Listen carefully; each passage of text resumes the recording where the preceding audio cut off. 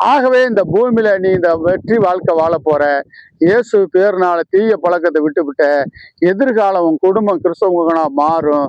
எல்லாரும் பரலோக ராஜ்யத்துக்கு சொந்தக்காரங்களா போறதுனாலதான் நம்ம ஜாதி ஜனம் இருக்குது. இதை மனதில் வைத்து கொண்டு நீய நானும் என்ன செய்யணும்? இயேசுவை கெட்டியா பிடித்து கொண்டு, நான் ஒரு தப்பும் செய்யலை, நான் இருட்டுக்குள்ள இருக்கிறோடு சேர வேண்டியதில்லை, நான் வெளிச்சத்தின் பிள்ளை, நான் இயேசுவோடு தான் இருப்பேன்னு இருக்கும்போது தான் நம்ம வாழ்க்கையில வெற்றியே காண முடியும்.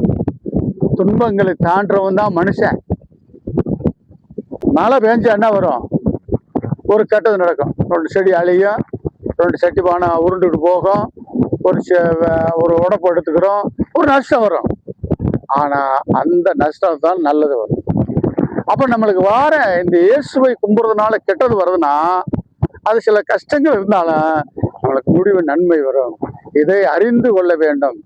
அருமையான தேவ பிள்ளைகளே, அருமையான தம்பிகளே, அருமையான தங்கச்சிகளே, அருமையான ஐயாமார்களே, அருமையான அம்மாமார்களே, இயேசுவை கும்பிடுறதுனால உங்களை பகைத்தார்கள் நினைத்தா உங்களை பகைக்கல, அவங்களை இயேசுவை பகைக்கிறாங்க.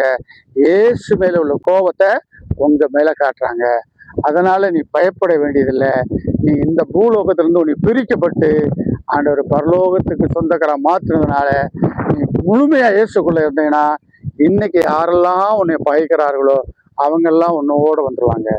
ஏன்னா ஒரு காலத்துல நம்மளை பகைச்சவங்க எல்லாம் இப்போ இயேசுக்குள்ள இருந்தனாலதான் நம்ம இயேசு ஏற்றுக்கொண்டோம். நம்ம யாரெல்லாம் இயேசு பார்த்து பகைச்சோமோ, இயேசு கோயிலுக்கு போறவங்களை பார்த்து நம்ம சண்டை போட்டோமோ, இப்ப அவங்கள நம்புறோம். இப்பதான் புரிஞ்சுக்கிட்டோம்.